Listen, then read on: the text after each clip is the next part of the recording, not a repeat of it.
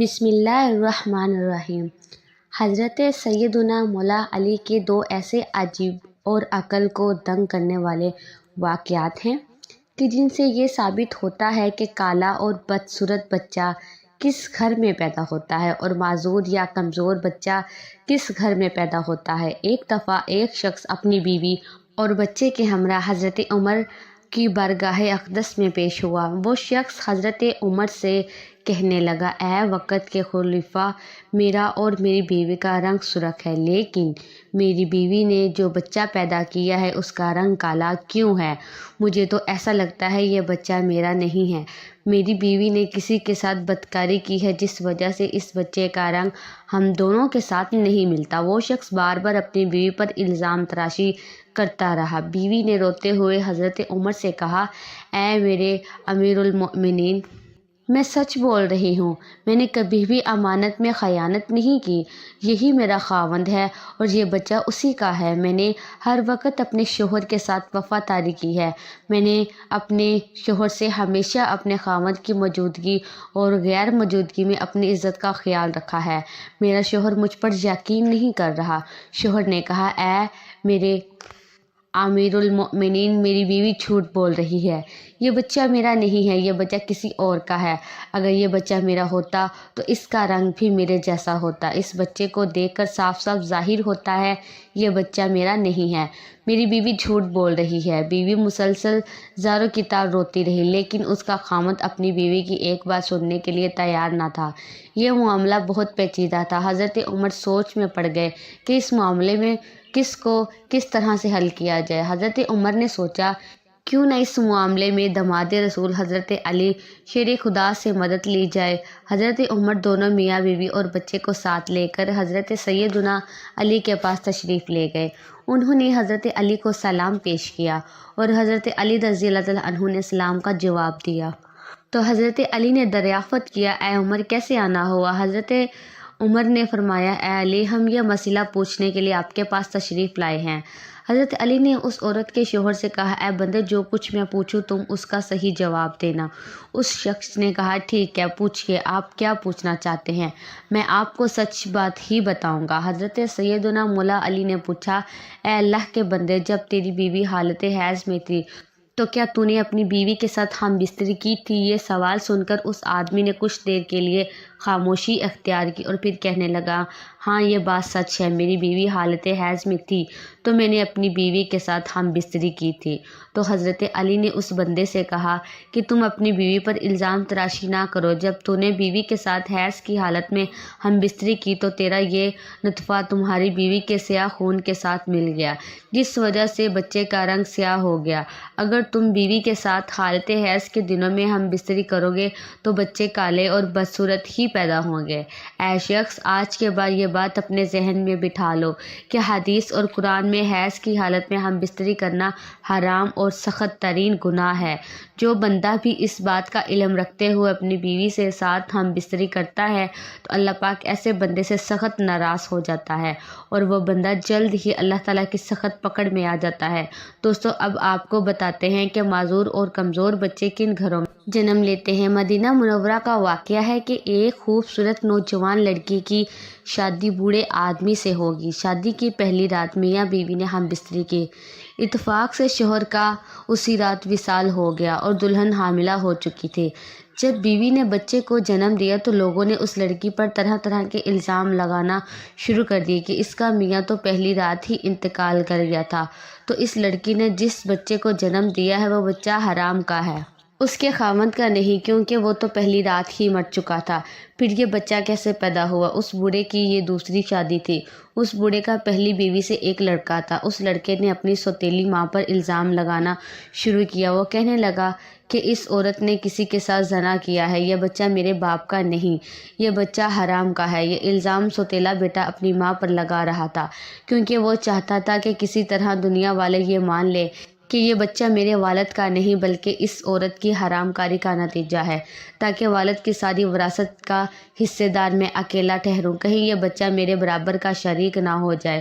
اس وجہ سے بڑے بیٹے نے اپنے سوتیلی ماں پر الزام تراشی کی کہ میرا باپ تو شادی کی پہلی رات ہی مر گیا تھا، تو یہ بچہ کہاں سے آ گیا۔ دیکھتے ہی دیکھتے وہ بچہ 4 سال کا ہو گیا اور چلتا چلتا یہ معاملہ بھی قاضی کی بارگاہ میں پہنچ گیا۔ بوڑھے کے بڑے بیٹے نے قاضی سے کہا، اے قاضی صاحب، میرا باپ تو شادی کی پہلی رات ہی مر گیا تھا، یہ بچہ میرے باپ کا نہیں ہے۔ اس عورت سے پوچھا جائے کہ یہ بچہ کس کا ہے، میں اس بچے کو اپنا بھائی ماننے کو تیار نہیں ہوں۔ سوتیلا بیٹا کچھ گواہوں کو بھی اپنے ساتھ لے کر آیا تھا، گواہوں نے بھی یہی گواہی دی کہ اس کا باپ تو پہلی رات ہی مر چکا تھا، یہ بچہ اس کا نہیں ہے۔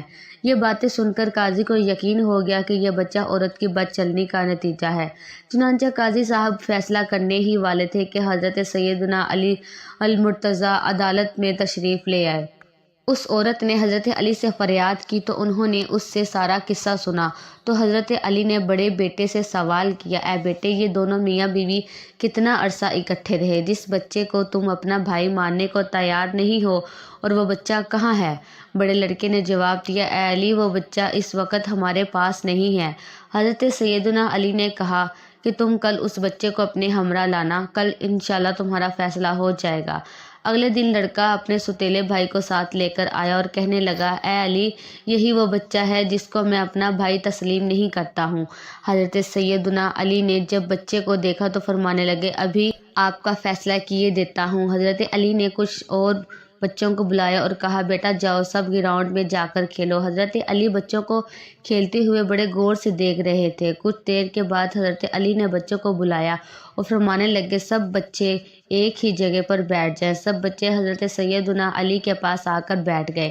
اس کے بعد حضرت مولا علی نے سب بچوں کو ایک ساتھ کھڑے ہونے کا حکم دیا تو سب بچے ایک ساتھ کھڑے ہو گئے۔ مولا علی ان بچوں کو بڑے غور سے دیکھ رہے تھے۔ حضرت سیدنا علی المرتضیٰ نے دیکھا کہ یہ سب بچے بڑی آسانی کے ساتھ کھیل کود رہے ہیں، بیٹھ رہے ہیں اور کھڑے ہو رہے ہیں، ان کو کھیلنے اٹھنے بیٹھنے میں کوئی وقت نہیں رہی۔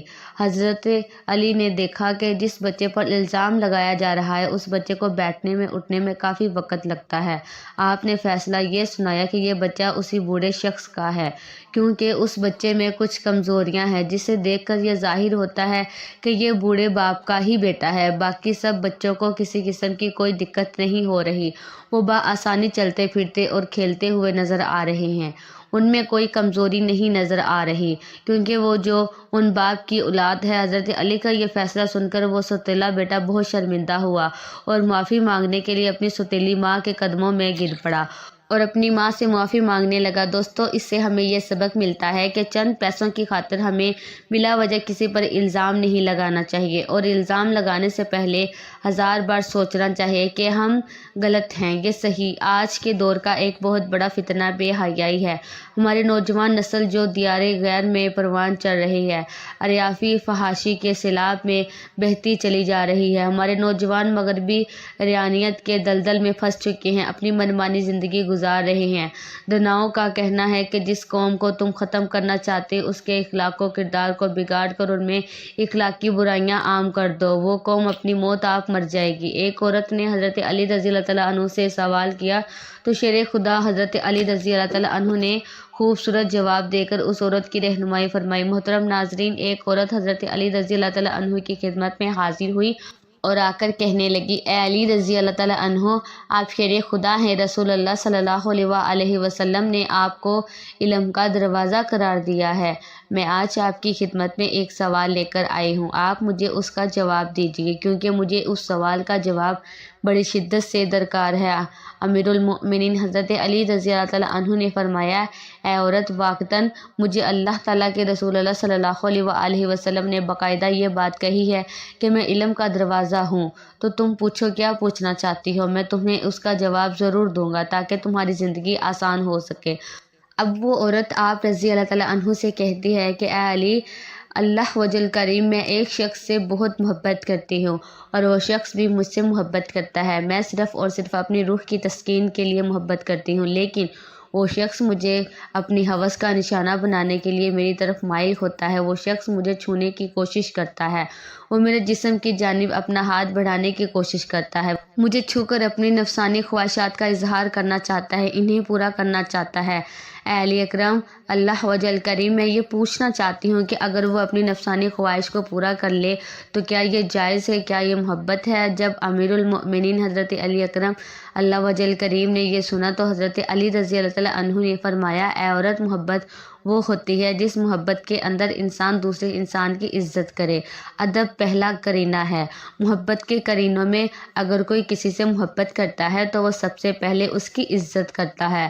اگر وہ شخص وقتاً تمہاری عزت کرے تو اس کا مطلب یہ ہے کہ وہ تم سے سچی محبت کرتا ہے، لیکن وہ تمہیں اپنے فائدے کے لیے استعمال کر رہا ہے، جس میں محبت کا دور دور تک کوئی نام و نشان موجود نہیں ہے۔ لہٰذا اگر تمہیں یہ لگتا ہے کہ یہ محبت ہے تو تم غلط ہو۔ یہ محبت نہیں ہے، بلکہ یہ تو سراسر اپنی ہوس کو مٹانے کا ایک طریقہ کار ہے۔ ناظرین، اصل محبت کا تعلق انسان کی زندگی کے اس لمحے سے ہوتا ہے جس لمحے میں اسے یہ احساس ہو جائے کہ کوئی شخص مجھ سے پیار کرتا ہے، اور اس چیز کو سوچتے ہوئے اس کا دل و دماغ روشن ہو جائے اور وہ مزید دنیا کی کسی چیز سے توقع نہیں کرتا، کیونکہ وہ سوچتا ہے کہ میں زندگی میں جو چیز چاہتا تھا وہ مجھے مکمل طور پر دستیاب ہو چکی ہے، اور اب میری زندگی انتہائی آسان اور سکون دہ ہو گئی ہے۔ محترم ناظرین، آپ کو آج کی اس ویڈیو میں زنا کے بارے میں بھی بتایا جائے گا کہ اس کے بارے میں اسلامی ارشادات کیا ہیں۔ شادی سے پہلے اگر بیوی نے زنا کیا ہو اور اس کے شوہر کو شادی کے بعد اپنی بیوی کے زنا کے بارے میں معلوم ہو جائے تو شوہر کو کیا کرنا چاہیے؟ ایک آدمی نے بازاری عورت سے شادی کی۔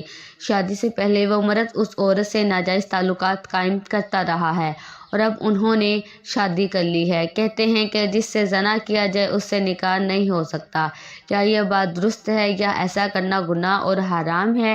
اللہ تعالیٰ فرماتے ہیں سورہ نور میں، وہ حرام کیا گیا ہے اوپر ایمانداروں کے زانیہ کا زانی یا مشرک کے ساتھ نکاح مومنوں پر حرام ہے۔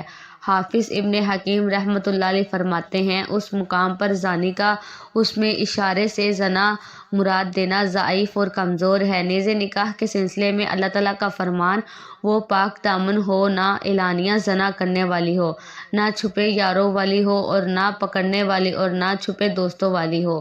یہ اس بات کی دلیل ہے کہ نکاح منعقد ہونے کے لیے مرد عورت دونوں کا نیک مسلمان اور پاک دامن ہونا بہت ضروری ہے۔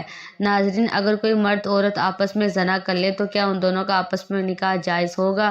اور اگر شادی کے بعد پتہ چلے کہ میاں بیوی میں سے کسی ایک نے ماضی میں زنا کیا تھا تو انہوں کے نکاح کا کیا حکم ہوگا؟ بہت سی جھوٹی باتوں کی طرح ایک بات یہ بھی ہمارے معاشرے میں کم علمی کی وجہ سے مشہور ہے کہ زنا کرنے والے مرد اور عورت آپس میں نکاح کر ہی نہیں سکتے، جبکہ یہ بات غلط ہے۔ بلاش پر یہ ایک غلیظہ ترین گناہ عظیم ہے، مگر ان کو نکاح سے رکنا درست نہیں، بلکہ اگر کسی سے یہ جرم ہو جاتا ہے تو ان کو آپس میں ہی نکاح کرنا چاہیے تاکہ ان کے معاملات آپس میں ہی رہیں، اور ان کا نکاح بالکل جائز ہے اور وہ بخوشی آپس میں نکاح اور شادی کر سکتے ہیں تاکہ مزید گناہوں سے بچے رہیں اور لوگوں کے لیے ایک بہترین مثبت سبق ہوگا۔ ناظرین، اللہ تعالیٰ سے دعا ہے کہ اللہ تعالیٰ ہمیں زنا جیسے کبیرہ گناہوں سے بچنے کی توفیق عطا فرمائے، ہمیں 5 وقت کا نمازی بنائے، میرا سنانا اور آپ کا سننا اپنی پاک بارگاہ الہی میں قبول و منظور فرمائے اور ہمارا خاتمہ بالخیر فرمائے، آمین یا رب العالمین۔ ناظرین، ویڈیو اچھی لگی ہو تو ویڈیو کو لائک کریں، شیئر کریں، چینل کو سبسکرائب کریں، اور کمنٹ باکس میں اللہ تعالیٰ کے 99 ناموں میں سے کوئی ایک نام ضرور ٹائپ کیجئے۔ اگلی ویڈیو تک کے لیے اجازت دیجیے، اپنا خیال رکھیے گا بہت سارا، تب تک کے لیے اللہ حافظ۔